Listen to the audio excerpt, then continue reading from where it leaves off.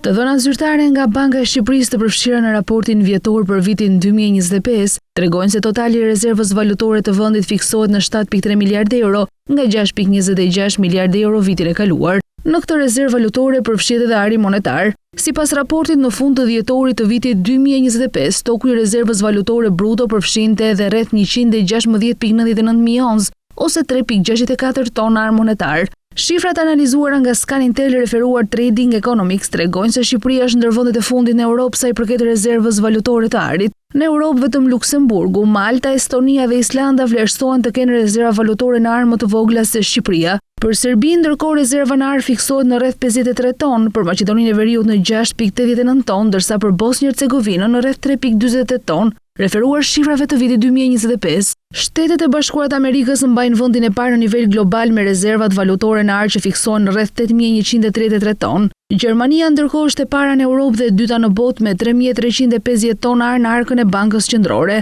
Më pas ndjekin Italia, Franca, Rusia dhe Kina që mbyllin 6 vendet e para të listës. Ndërkohë krahasuar me popullsinë, 3.64 ton rezerva valutore përkthehen në 1.54 gram për frym. Por si ndahet rezerva valutore e Bankës së Shqipërisë, pjesa më e madhe e saj ose më saktë rreth 60.3% shprehet në euro, 22.3% në dollar, ndërkohë ari monetar përbën 5.9%, SDR 3.7%, RMB 2.7%, paundi britanik 2.5%, ieni japonez 2% dhe dollari australian 0.6%. Kjo do thotë se ari nuk është elementi dominues i rezervës, por mbetet një komponent i dallueshëm i saj.